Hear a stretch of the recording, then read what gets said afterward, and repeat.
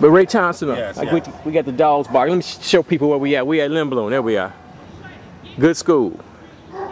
We know that. But there's Harper down the street. Harper High School. Harper High. Wait, where's Harper at? It's on Wood, right? Yep.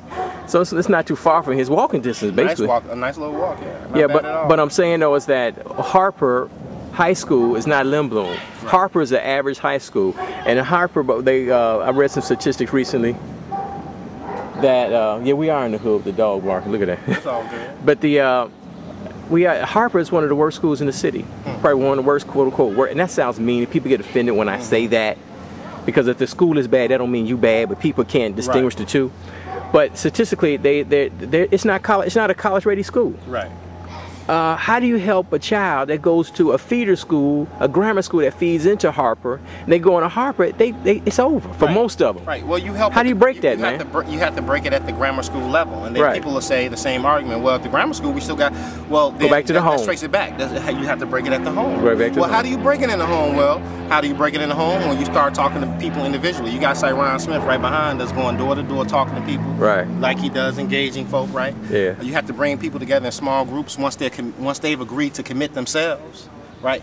You have to have a commitment to self. I mean, I keep going back to this commitment. You have to have a commitment to self. There's some things I commit to, and there's some things I may renege on commitment to, because, and I'll tell the folks why I'm not committing anymore, is because there's some things that sort of run against my core moral self, my core value, you know, and I may just stop committing. Because there may be something I see that I don't want to participate in. You know, that may be sort of false for me. And everybody has to make those type of choices. But nevertheless, small groups are necessary. Commitment is very necessary. So parents have to read to their kids, right? Parents have to make sure they can do some math, help their kids do some math problems at home. These things have to occur. Education has to be of value, right? Education has to be as valuable to you as your plasma screen, as your Xbox 360, as them new Jordans you just bought, as your new car that you're looking to get. Education has to be that valuable, and if it's not going to be if it's not going to be a value, then you're going to have the situation in grammar school, and then you're going to have the Harper situation. You know, I've always contended for many years that some people really don't want their children to succeed, and that sounds harsh. When I'm saying it's mainly a subconscious thought that, you know, if I help my child within about 5 or 10 years, that child's gonna be smarter than me, academically smarter, right. And they're on their way out of the hood to leave me here in the hood. So I think subconsciously people don't really want to help their children to succeed. Some are consciously aware they don't want that to happen. No, you're the first person to say it. Some people, go ahead, man. Consciously are aware that I mean, let me share something with you, and I tend to share this more often now, but.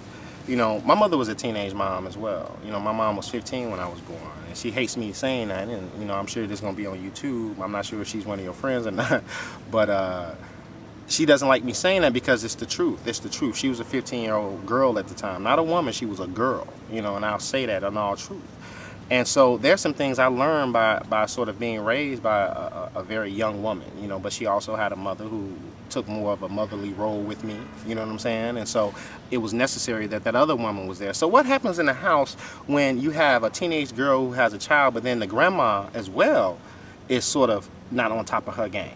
You know what I'm saying? Then you have real problems. See, this is when, you know, the whole no snitch things doesn't work on the block.